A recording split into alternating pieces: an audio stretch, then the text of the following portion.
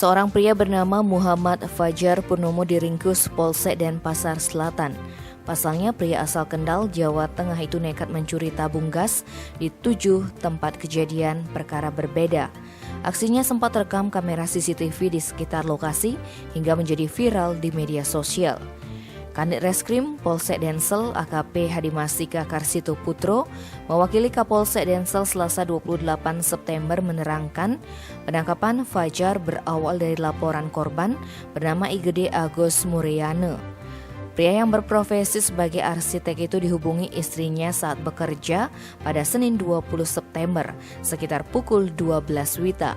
Sang istri mengatakan bahwa toko Radit milik korban yang terletak di Jalan Pulau Bungin, Gang 9 nomor 12 Pedungan Densel, Kemalingan. Saat kejadian, ayah korban sempat terseret karena berusaha menarik sepeda motor maling yang coba kabur. Akibatnya sang ayah mengalami luka robek di telapak kaki, namun si maling berhasil lolos. Berdasarkan laporan masyarakat dan video pencurian tabung gas yang viral di medsos, tim Opsnal Reskrim Polsek Densel mengetahui identitas pelaku. Seminggu kemudian, tepatnya Senin 27 September, petugas mendapat informasi bahwa pelaku tinggal di Jalan Babakan Sari, Pedungan Densel. Setelah dilakukan penelusuran, ternyata pelaku sudah pindah. Tak putus asa, akhirnya tim berjuluk Bajul itu diringkus di tempat kosnya di Jalan Pulau Yoni, Gang Pura, Pedungan.